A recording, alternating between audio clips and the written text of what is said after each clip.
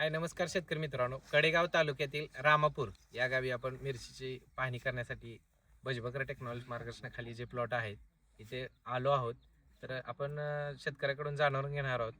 ते मेजर आहेत, retire major, आणि त्यांना शेतीचा कसा छंद जडला याच्याबद्दल पण आपण जाणून घेणार आहोत. रिटायरमेंट नंतर शेतीमध्ये याचा असा कसा निर्णय घेतला तुम्ही? आवड म्हणून का? नाही, आवड म्हणून घेतला. बर. आणि जे पूर्वी केलंय हं. कसं आहे, आर्मीत आणि सिव्हिलचं थोडंसं वेगळं असतंय. ते म्हणलं नको, शेती करणं योग्य नाही. म्हणजे त्यांनी जय जवान जय किसान. आणि जय किसान या दोन्ही गोष्टी त्यांनी अनुभवत आहेत. आणि देशभक्तीचा त्यांनी म्हणजे मंत्रच दिलेला आहे. त्याची लागवड कधी केली आहे? लागवड केल्या 20 मार्चला. 20 मार्चला. आज किती दिवस झाले? म्हणजे 55 दिवस झाले. 55 दिवस झालेत. व्हरायटी कोणती? N21. N21 आहे. बरं, इथलं टेम्परेचर उन्हाळ्यातलं किती होतं या वर्षीच?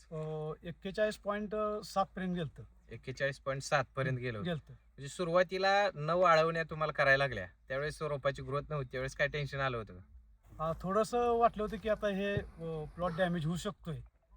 पण नाही, आम्ही प्रयत्न केला, कसोटी केली, पण सोडलं नाही. आता तुम्ही ह्या प्लॉट रोपाची संख्या किती आहे? 16,500 रोप आहे ती.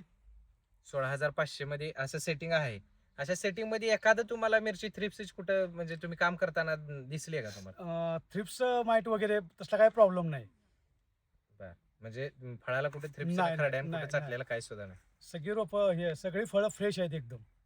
भजबकर टेक्नॉलॉजी तुम्ही मार्गदर्शन घेताय, आणि ह्याच्या अगोदर म्हणजे शेतीचा अनुभव याच्यामध्ये काय फरक जाणवतोय? नाही, भुजबळकर साहेबांचं कामच वेगळं आहे.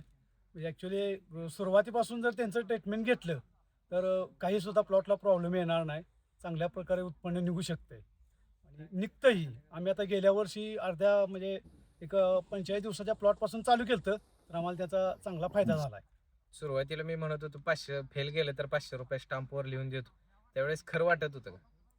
नाही, गेल्या वर्षी आम्ही आल्यामुळे आम्हाला माहीत होतं 100% की हे सक्सेस होणार आहे.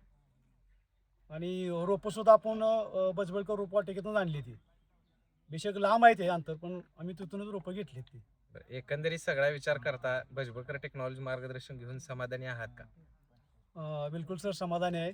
कारण रोपाची हाईट जास्तीत जास्त 1.5 फूट आहे. आणि 1.5 फुटावर जवळजवळ आता 9, 10, 11 अशी फळं सेटिंग आहे ती. आणि माल बी क्वालिटी आहे. तर शेतकरी मित्रांनो, बघू शकताय तुम्ही नेटमध्ये एवढ्या कमी हाईटला एवढं कॅप्सूल फळं देणं आणि इंटरनोड कमी ठेवून उत्पादन काढून देणं एवढं सोपं नाही. आणि हे गर्वाई नाही तर अभिमानाने सांगण्यासारखी गोष्ट आहे. जगाच्या पाठीवरती शिमलाला एवढ्या कमी हाईटमध्ये, कमी उंचीमध्ये एवढं सेटिंग करून दाखवणं आणि त्याची फळं सुद्धा मोठी करणं एवढं सोपं नाही. आणि ते भजबळकर टेक्नॉलॉजीने नवीन तंत्रज्ञान असेल, रिसर्च असेल, याच्या जोरावरती करून दाखवलं आहे. शेतकरी मित्रांनो, तुम्हालाही यासारखं ट्रीटमेंट पाहिजे असेल तर नक्की भजबळकर टेक्नॉलॉजी संपर्क साधायचा आहे. धन्यवाद.